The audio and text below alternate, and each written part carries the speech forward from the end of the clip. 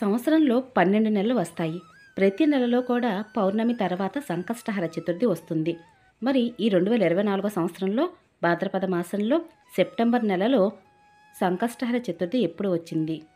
సంకష్టహర చతుర్థి రోజున చేయవలసిన పూజ విధి విధానం గురించి, ముడుపు ఎలా కట్టాలి, ఉపవాసం ఎలా ఉండాలి, గరికతో పూజ ఎలా చేయాలి, అసలు సంకష్టహర చతుర్థి పూజ కోసం కావలసిన పూజా సామాగ్రి ఏమిటి, సాయంత్రం చంద్రునికి అర్ఘ్యం ఎలా ఇవ్వాలి అనే విషయాలన్నిటి గురించి కూడా పూర్తి వివరంగా మనం ఈరోజు పూజా విధానంలో తెలుసుకునే ప్రయత్నం చేద్దామండి. పూజా విధానం ఎక్కడ స్కిప్ చేయకుండా లాస్ట్ వరకు చూడడానికి ప్రయత్నించండి. అందరికీ నమస్కారం అండి. అందరూ ఎలా ఉన్నారు? బాగున్నారా? నేను బాగున్నాను. మీరు ఇంకా బాగుండాలని మనస్ఫూర్తిగా కోరుకుంటున్నాను. సంకష్టహర చతుర్థి రోజును ఆ వినాయకుడిని పూజించటం వలన మనకున్న కష్టాలన్నీ తొలగించి సుఖ సంతోషాలను ప్రసాదిస్తాడు ఆ వినాయకుడు.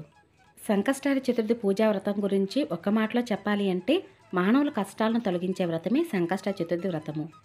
ఇంత ప్రాముఖ్యత ఉన్నటువంటి పూజా వ్రతంలో ముఖ్యంగా ముడుపును కట్టి మనకున్నటువంటి కష్టాన్ని ఆ వినాయకుడి ముందు ఉంచాలండి.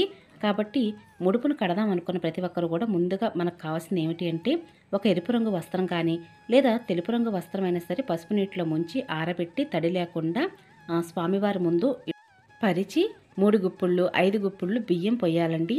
ఈ బియ్యం కూడా శుద్ధిగా ఉండాలి. అంటే ఇందులో పురుగు పుచ్చు అలాంటివి ఏమీ లేకుండా చూసుకోండి. అలాగే బియ్యం పోసిన తర్వాత స్వామివారికి ఎంతో ఇష్టమైన గరిక అలాగే గుండు వక్క 21 రూపాయలు దక్షిణ పెట్టాలండి. 21 రూపాయలు ఎందుకు పెట్టాలంటే వినాయకుడికి 21 అనే సంఖ్య అంటే చాలా ఇష్టమండి. మనం భాద్రపద మాసంలో వినాయక చవితి పండుగ జరిపేటప్పుడు కూడా స్వామివారికి 21 పత్రికతో పూజ చేస్తాం కదా, అలాగా స్వామివారికి 21 సంఖ్య అంటే చాలా ఇష్టము. అందుకే 21 రూపాయలు పెట్టి నమస్కరించుకొని మీ మనసులో ఉన్న సంకల్పం అంటే ధర్మబద్ధమైన కోరికను స్వామివారి ముందు చెప్పుకొని ఈ ముడుపు అయితే కట్టవలసి ఉంటుంది.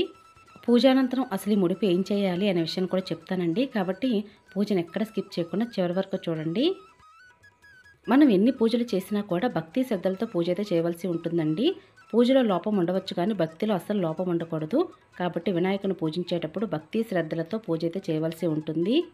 2024 సంవత్సరంలో సెప్టెంబర్ 21వ తారీఖు శనివారం వేళ సంకష్ట చతుర్థి అనేది వస్తుందండి.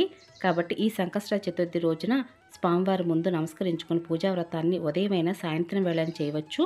మరి ముడుపు ఏ సమయంలో కట్టాలండి అని అంటే ఉదయం ముడుపు కట్టడానికి పూజా సమయం ఉదయం 8 గంటల 6 నిమిషముల నుండి 11 గంటల 39 నిమిషాల వరకు మంచి శుభ సమయం ఉందండి. ఈ సమయంలో అయితే ముడుపు కట్టండి. ఒకవేళ మేము సాయంత్రం వేళ పూజ చేస్తామండి, సాయంత్రం వేళ ముడుపు కట్టవచ్చా అంటే కట్టవచ్చండి. సాయంత్రం వేళ అయితే 5 గంటల 46 నిమిషముల నుండి రాత్రి 7 గంటల 22 నిమిషముల లోపు అయితే మీరు పూజా వ్రతాన్ని ఆచరిస్తూ ముడుపునైతే కట్టవచ్చు. సంకష్ట చతుర్థి పూజా వ్రతానికి కావాల్సింది ఏమిటి అంటే స్వామివారికి ఎంతో ఇష్టమైనది గరిక, ఇంకా అలాగే తెల్ల జిల్లేడు పువ్వులు మాలనైనా స్వామివారికి అలంకరణ చేయవచ్చు. లేదా అష్టోత్తరానికైనా సరే ఈ తెల్ల జిల్లేడు పువ్వులను ఉపయోగించవచ్చు. తెల్ల జిల్లేడు ఒత్తులతోనే సరే దీపారాధన చేయవచ్చండి. ఈ పూజా వ్రతాన్ని మీకు కొంచెం దేవుని మందిరం అనేది కొంచెం పెద్దగా ఉంటే అక్కడే పూజ అనేది చేసుకోవచ్చు. లేదా సపరేట్గా పూజాపీఠాన్ని పెట్టి పూజ అయితే చేయవచ్చు.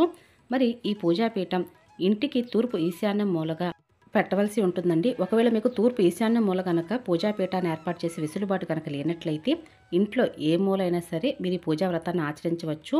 పూజాపీఠాన్ని ఏర్పాటు చేసే ప్రదేశంలో ముందుగా నీటితో శుద్ధి చేసి గోమయంతో అలికి అక్కడ ఒక పీటను ఏర్పరచాలండి. పీటను పెట్టిన తర్వాత పీటకు కూడా నిండుగా పసుపు రాసి బొట్లు పెట్టి అలంకరణ చేసి ఒక తెల్లటి వస్త్రాన్ని పరిచి వినాయకుడికి ఎంతో ఇష్టమైన గరికిని ఆసనంగా వేస్తే చాలా ఇష్టపడతారండి. ఒకవేళ మీకు గరిక దొరకనట్లయితే తెల్ల జిల్లేడు ఆకులు దొరికినా సరే ఆసనంగా వేయవచ్చు. లేదంటే తమలపాకులైనా పెట్టండి. లేదంటే ఒక తమలపాకు మీద కొద్దిగా బియ్యం పోసి వినాయకుడి యొక్క పటాన్ని ఇలా ప్రతిష్టాపన చేసుకోండి. ఈ విధంగా పెట్టుకున్న తర్వాత ఎప్పుడైనా సరే మనం పూజా వ్రతాలు ఆచరిస్తున్నప్పుడు ఇలా మామిడాకులు పెట్టుకుంటే మంచిదండి, శుభదాయకం కూడా. సంకష్టహర చతుర్థి పూజా వ్రతాన్ని ఆచరించడం వల్ల కలిగే శుభ ఫలితాలు ఏమిటి అని అంటే సంకష్ట చతుర్థి సంకటాలు అంటే కష్టాలన్నమాట. కష్టాలను తొలగించి సుఖాలను ప్రసాదించేది ఆ వినాయకుడేనండి. కాబట్టి ధర్మబద్ధమైన కోరిక భగవంతుడి ముందు అందరూ చెప్పుకొని ముడుపు అయితే కట్టుకొని పూజ అయితే చేయండి. ఒకవేళ మేము ముడుపు కట్టలేమండి, మేము పూజా వ్రతాన్ని మామూలుగా చేసుకోవచ్చు అంటే చేయవచ్చండి. ముఖ్యంగా సంకష్ట చతుర్థి పూజా వ్రతాన్ని ఎవరెవరు ఆచరించవచ్చు అంటే వివాహం ఆలస్యం అవుతున్నవారు, అప్పుల బాధలతో ఇబ్బంది పడుతున్నవారు, సంతానం కోసం ఎదురు చూస్తున్నవారు, ఆర్థిక సమస్యలతో ఇబ్బంది పడుతున్నవారు, జాబులో ప్రగతి కోసం, పిల్లలు మందబుద్ధిగా ఉండడం వలన చదువులో రాణించలేకపోతారండి. వారైనా సరే పిల్లల కోసం తల్లిదండ్రులు కూడా పూజా వ్రతాన్ని ఆచరించవచ్చు. అంటే ఉద్యోగంలో ప్రమోషన్స్ కావాలన్నా, అలాగే కాంపిటేటివ్ ఎగ్జామ్స్లో మీరు ప్రిపేర్ అవుతున్న వారైనా సరే, ఇలా ఎటువంటి సమస్యతో ఇబ్బంది పడుతున్నా కూడా సంకటాలను తొలగించి జీవితాన్ని సుగమం చేయడానికి ఈ వ్రతాన్ని ఆచరించవచ్చండి. సంకష్టహర చతుర్థి పూజా వ్రతాన్ని ఎవరైనా ఆచరించవచ్చండి. అంటే ఈ పూజా వ్రతం కోసం ఆనవాయితీ ఉండవలసిన అవసరమే లేదు. అంటే పెద్దల నుంచి రావాలన్న ఆచారం అటువంటిది ఏమీ లేదండి. ఎవరైనా సరే కష్టాలను తొలగించమని ఆ భగవంతుని తప్పకుండా ప్రార్థించవచ్చు. ఆడవారు, మగవారు, పిల్లల కోసం తల్లిదండ్రులు కూడా ఈ పూజా వ్రతాన్ని ఆచరించవచ్చు. ఏ పూజా వ్రతాన్ని ఆచరిస్తున్నప్పటికీ కూడా పూజలో కొన్ని నియమాలు అయితే తప్పనిసరండి. అలాగే సంకష్ట చతుర్థి పూజా వ్రతంలో కూడా ఈ 4 నియమాలు తప్పనిసరి. గణనాథుని పూజించడానికి కొన్ని నియమాలు, గరిగతో పూజ చేయటం, అలాగే ముడుపు కట్టడం, ఉపవాసం ఉండాలి, అలాగే సాయంత్రం పూట చంద్రునికి అర్ఘ్యం అయితే ఇవ్వవలసి ఉంటుందండి. ఈరోజు నాన్ వెజ్ అది తినకూడదు, బ్రహ్మచర్యం పాటించాలి, ఎవరిని నిందించకూడదు, ఇంట్లో గొడవలు పడకూడదు. ఈ విధంగా ఎన్ని వారాలు చేయాలండి అంటే ఎన్ని వారాలు కాదండి, ప్రతి నెలలో కూడా పౌర్ణమి తర్వాత 3వ రోజు కానీ 4వ రోజు కానీ చతుర్థి వస్తుంది. ఆ చతుర్థిని మనం సంకష్ట చతుర్థిగా ప్రతి నెలలో కూడా ఈ పూజా వ్రతాన్ని ఆచరించవలసి ఉంటుంది. అలాగే మరి ఎన్ని నెలలు పూజ చేయాలండి అని అంటే 3 నెలలు, 5 నెలలు, 7, 9, 11, 21 నెలలు కూడా వినాయకుడికి పూజ అయితే చేయవచ్చండి. కాబట్టి వినాయకుడిని పూజించడానికి కావాల్సింది భక్తి, శ్రద్ధ మాత్రమే. నెలకి ఒకసారి ఇలా పూజించండి. అయితే తప్పనిసరిగా ఉపవాసం ఉండాలా అంటే, ఉపవాసం అంటే దేవునికి దగ్గరగా ఉండడం అండి. కాబట్టి ఈ రోజున నాన్ వెజ్ అది తినకుండా ఉపవాసం అనేది తప్పనిసరిగా చేయాలి ముడుపు కట్టిన వారు. ఒకవేళ మేము ఉపవాసం ఉండలేము అనుకున్న వారు సాత్వికమైన ఆహారం తినాలి. అలాగే పాలు, పండ్లు లాంటివి ఏవైనా తీసుకుంటూ సాయంత్రం వేళ కూడా వినాయకుడికి పూజ చేసి సాయంత్రం వేళ పూజ అనంతరము ఉపవాసం అనేది చెల్లించవచ్చు. ముఖ్యంగా ఈ రోజున వినాయకుడికి ఎంతో ఇష్టమైనటువంటి ఉండ్రాళ్ళు నైవేద్యంగా పెట్టవలసి ఉంటుంది. లేదా అటుకులు, బెల్లమైన నైవేద్యంగా పెట్టవచ్చు. ఇలా అటుకులు, బెల్లాన్ని కానీ ఉండ్రాళ్ళు కానీ నైవేద్యంగా పెట్టిన తర్వాత ఉపవాసం ఉండి సాయంత్రం వేళ చంద్రునికి అర్ఘ్యం అయితే తప్పనిసరిగా ఇవ్వాలండి. అప్పుడే ఉపవాసం అనేది చెల్లించవలసి ఉంటుంది. ఆ అర్ఘ్యం ఎలా ఇవ్వాలనే విషయం కూడా చెప్తాను. సంకష్ట చతుర్థి పూజా పుస్తకం అనేది మన మార్కెట్లో అవైలబుల్గా ఉంటుందండి. ఒకసారి కనుక బుక్ కొనుక్కున్నట్లయితే మీరు ప్రతిసారి పూజ చేసేటప్పుడు ఎటువంటి సందేహం లేకుండా పూజా వ్రతాన్ని ఆచరించవచ్చు. ఈ విధంగా సులభంగా వినాయకుని అయితే పూజించవచ్చు. మీ దగ్గర విగ్రహం ఉంటే విగ్రహం కూడా పూజలో పెట్టుకోవచ్చు. లేదా పసుపుతో తయారు చేసిన వినాయకుడిని సరే పూజలో పెట్టుకోవచ్చు. లేదా పటానికి పూజ అనేది చేయవచ్చు. దీపం, ధూపం, గరిగతో అష్టోత్తరము, సంకష్ట చతుర్థి పూజా వ్రత కథ అనేది తప్పనిసరిగా చదవాలండి. ఇలా పూజా పుస్తకంలో అయితే మీకు వ్రత కథ కూడా ఉంటుంది. ఒకవేళ మీకు కనుక కథా పుస్తకం దొరకలేనట్టయితే మీకు గూగుల్ పీడిఎఫ్ రూపంలో సంకష్ట చతుర్థి పూజా వ్రత కథ కూడా ఉంటుంది. చక్కగా మీరు చదువుకోవచ్చు. లేదా మన ఛానల్లోనే సంకష్ట చతుర్థి పూజా వ్రత కథ అనేది కూడా ఒక వీడియో ఉందండి. తప్పనిసరిగా వినండి. వినాయకుడికి ఎంతో ఇష్టం అంటున్నారు, గరికతో పూజ చేయమంటున్నారు, తెల్ల జిల్లేడు ఆకులతో ఆసనం ఏమంటున్నారు, తెల్ల జిల్లేడు ఒత్తులతో దీపారాధన చేయమంటున్నారు, ఎర్రటి మందారాలతో పూజ చేయమంటున్నారు.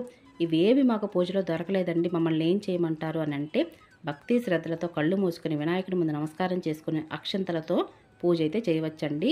వినాయకుని అష్టోత్తరం చదవండి. సంకట చతుర్థి పూజ వ్రత కథ చదువుకోండి. పూజానంతరము అక్షంతలు తల మీద వేసుకోండి. ఈ విధంగా సులభంగా స్వామివారిని పూజించండి.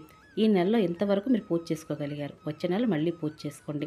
ఒకవేళ మేము ముడుపు కట్టలేమండి, మామూలుగా పూజ చేసుకోవచ్చండి. వాళ్ళు కూడా ఇలానే పూజ అయితే చేయవలసి ఉంటుంది. మీకు ఎప్పటి నుంచో తీరని కోరికలు కూడా తీర్చేది గణపతేనండి. కాబట్టి ఆ గణపతిని భక్తి శ్రద్ధలతో పూజించండి. తప్పకుండా మీరు అనుకున్న ధర్మబద్ధమైన కోరిక తప్పకుండా నెరవేరుతుంది. ఇక కథ చదివేటప్పుడు మాత్రం అక్షింతలు, పువ్వు చేత్తో పట్టుకోండి. కథ అది చదివిన తర్వాత వినాయకునికి పాదాల దగ్గర ఆ పువ్వు, అక్షింతలు వేయండి. కథ అంతా చదివిన తర్వాత 2 అక్షంతలు తల మీద వేసుకోండి. ఈ విధంగా పూజ చేయండి. ఉండ్రాళ్ళు లేదంటే అటుకులు, బెల్లం నైవేద్యంగా పెట్టండి. ఈ విధంగా పూజించిన తర్వాత మంగళహారతులు ఇవ్వండి. అలాగే సాయంత్రం వేళ కూడా పూజ అది చేయండి. రుణబాధల విముక్తి కోసం ఎవరైతే పూజ చేస్తున్నారో వాళ్ళు తప్పనిసరిగా రుణ విమోచన గణేశ స్తోత్రం కానీ, సంకటనాశన గణేశ స్తోత్రం కానీ చదవలసి ఉంటుందండి. ఇలా చదివి వినాయకుడి ముందు అక్షంతలు వేసి నమస్కారం చేసుకోండి. ఇక అలాగే వినాయకుని యొక్క పూజలో అంటే సంకష్ట చతుర్థి పూజా వ్రతంలో ఈ నియమం తప్పనిసరి. ముడుపు కట్టి నమస్కరించిన తర్వాత ఉదయం వేళ పూజ చేశారు. సాయంత్రం వేళకు లఘువుగా పూజ చేసుకొని సాయంత్రం వేళ చంద్రోదయం అయిన తర్వాత వినాయకుడి పూజలో మనం అటుకులు, బెల్లం నైవేద్యంగా పెట్టాం కదండి, అవి బయటికి తీసుకెళ్ళాలి. ఇంటి ఆరు బయటికి తీసుకెళ్ళి చంద్రుని కిరణాల్లో తప్పనిసరిగా అటుకులు, బెల్లాన్ని తాకాలి. ఒకవేళ చంద్రోదయం అవ్వలేదు, రాత్రి 10 గంటలైనా సరే చంద్రుడు రాలేదు, మరి ఇప్పుడు ఏం చేయమంటారండి అని అంటే, అప్పుడు చంద్రుడు రాక ఆలస్యం అయితే మాత్రం ఇంటి ఆరు బయటికి అటుకులు బెల్లాన్ని తీసుకువెళ్ళండి. అలాగే ఒక గిన్నెతో నీళ్లు తీసుకువెళ్ళండి. నీళ్లు తీసుకువెళ్ళి మీ 2 దోసెలతో నిండుగా నీళ్లు తీసి ఆకాశం వైపు చూస్తూ నేల మీదకు వదులుతూ మీ స్క్రీన్ మీద ఇచ్చిన మంత్రం చదువుతూ స్వామివారి ముందు నమస్కరించుకోండి. ఇక అటుకులు బెల్లం కూడా చేత్తో పట్టుకోండి. ఆకాశం మీద ఉన్నటువంటి కిరణాలు అటుకులు బెల్లాన్ని తాకాలి. ఆ తర్వాత నోట్లో అటుకులు బెల్లం ప్రసాదంగా తీసుకొని ఇంట్లోకి వచ్చి ఉపవాసం అనేది చెల్లించాలి. ఈ నియమం తప్పనిసరిగా చేయాలండి. ఉపవాసం ఉన్నవారు, ముడుపు కట్టినవారు. అప్పుడే మీకు పూజ పూర్తి ఫలితం అనేది దక్కుతుంది. ఇక పూజానంతరం ముడుపుని ఏం చేయాలి అంటే, చాలామంది కూడా ఉదయం పూజ చేసిన తర్వాత సాయంత్రం వేళ పూజానంతరము ముడుపును అనేది సాయంత్రం వేళ విప్పేసి అందులో ఉన్న బియ్యాన్ని పరమణంగా వండి ఇంటి చుట్టుపక్కల వాళ్ళకి కానీ ఇంటి కుటుంబ సభ్యులను కానీ తినమని చెప్తున్నారండి. ముడుపు అనేది మీ మనసులో ఉన్న తీరని కోరిక, మీ సమస్య తీరటం కోసం వినాయకుడి ముందు ముడుపు అయితే కట్టారు. ఉదయం వేళ ముడుపు కట్టి సాయంత్రం వేళ అయితే తీయకూడదండి. ఎప్పుడు కూడా ఎన్ని నెలలు అయితే మీరు నమస్కరించుకున్నారో అన్ని నెలలు కూడా వినాయకుడి ముందు నమస్కరించుకున్న ఆ ముడుపుని జాగ్రత్తగా పూజానంతరము బీరువాలో భద్రపరుచుకోవాలి. ప్రతి నెల కూడా సంకష్ట చతుర్థి పూజా వ్రతం ఆచరించేటప్పుడు ఆ ముడుపుని తీసుకొచ్చి పూజలో పెట్టి వినాయకుడికి ఒకసారి మీ సంకల్పాన్ని తెలియచేస్తూ పూజా వ్రతాన్ని ఆచరించాలి. ఈ విధంగా ముడుపునైతే జాగ్రత్త చేసుకోవాలి. ఇలా అందరూ కూడా సంకష్ట చతుర్థి పూజా వ్రతాన్ని ఆచరించండి. మీ జీవితంలో ఉన్నటువంటి కష్టాలన్నీ తొలగించుకొని సుఖాల వైపు మీ జీవితాన్ని కొనసాగించండి. మరొక మంచి పూజా విధానంతో మళ్ళీ కలుసుకుంటానండి. ఇక అప్పటి వరకు నమస్కారం అండి.